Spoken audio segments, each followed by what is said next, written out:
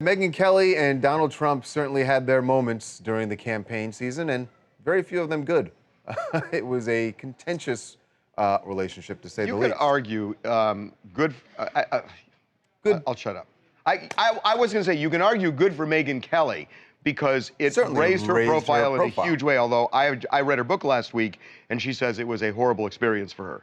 That said, you know, now Donald Trump is going to be in the White House, and she is still a huge star with Fox. So where do they stand on their relationship now? We got Megyn out in New York City. it was cold. It was a cold, cold day. I do feel sorry for her because our camera guy, Adam, I'm sure, is wearing a big, bulky jacket. Megyn was running into, I think, the Fox building. She was running into Fox. Yes. Here's what she said about her relationship with Donald Trump now. Obviously, you and Trump are kind of healed. You guys have no longer any more beef. No, we're but good. is it because it's genuine, or is it because as a journalist you want to be able to get those big interviews with Trump? You know what I'm saying? No. I went to see him at Trump Tower, and we had a great exchange, and everything's been in a much better place since then. And for that, I am very happy. I gotta get inside. I'm freezing. One last thing. Do you think you'll have future interviews with him? Because Absolutely, I do. Yeah. We're all good. Well, There you go. She gave his sign. She did the thumbs up. By the way, you could tell how cold she was from just watching. I know. Adam's like, just one more thing. She is so cold. Look, I will tell you, it's interesting. She's saying they're all good.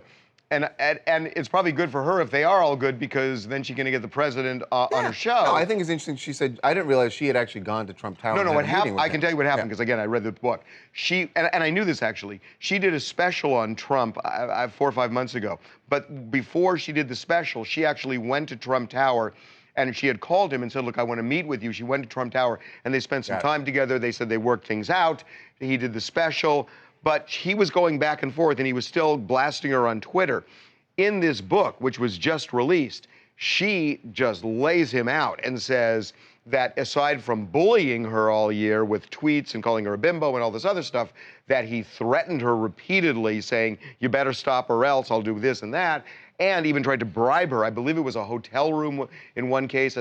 She has this girls' night with some of her friends, and he was trying to buy, comp her a hotel room or something, and it was a whole thing.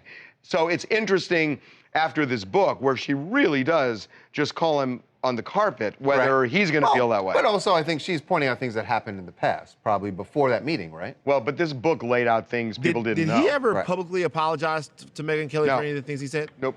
Never did? Nope. Well, Okay. public apology is not necessarily his thing. I mean, it's not necessarily his thing, but he publicly trashed her. I mean, you know. But listen, if they're okay, they're okay. But you would think If she's fine with it, yeah. Yeah, if she's fine with it. Like, you would think, though, that she would want him to at least tweet, "Yo, Megyn Kelly is a terrific journalist, the greatest journalist of all time. Anybody that doesn't like her doesn't know what they're talking about. Sad," with a big exclamation point. Or something like that. Okay. That's pretty good. You want to go work for Trump's Twitter? Oh, imagine Van working for Trump's Twitter team. Van doing Trump's Van Twitter. doing Trump's that will Twitter. last 30 seconds. Give me Trump's Twitter, all I will tweet That out will is last 21 30 Savage seconds. lyrics for the entire time that I have his Twitter. It would be super dope. I'm going to say something that's going to get me in trouble. Well, I've already done that a million times. So I was reading Megyn's book, and I like her, and I'm reading the book. Here comes a butt. Oh, there's a butt. Oh, there's a huge butt. There's a Kim Kardashian coming. Yeah, butt. exactly. And the predicate for this whole book is really what a rough time she had this year because of the exchanges and what Trump did. And she did have to get security because there were people that were, screaming at her on the street and this and that. And I get all that negative. Wait for it. At the same time, Megyn Kelly, her stock and trade is her talent and her fame.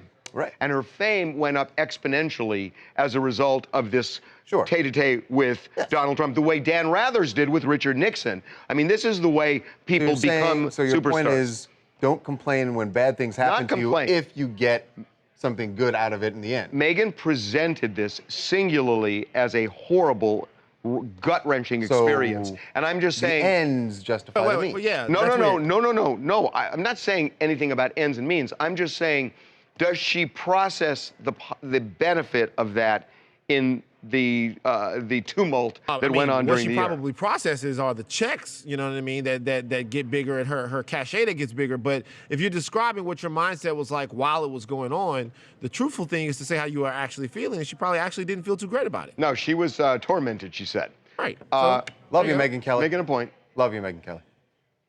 Well, I think that Megyn Kelly is being a professional. She knows that as a reporter, as a journalist, she's going to have to deal with the president of the United States. And that's something that we as a whole, as a country, we're going to have to deal with the president, whoever he is. So I think she's being a professional. I applaud her. I think as a woman that we have to deal with a lot of things as professional women, and I think she's handled it like a champ. And I say Godspeed to her.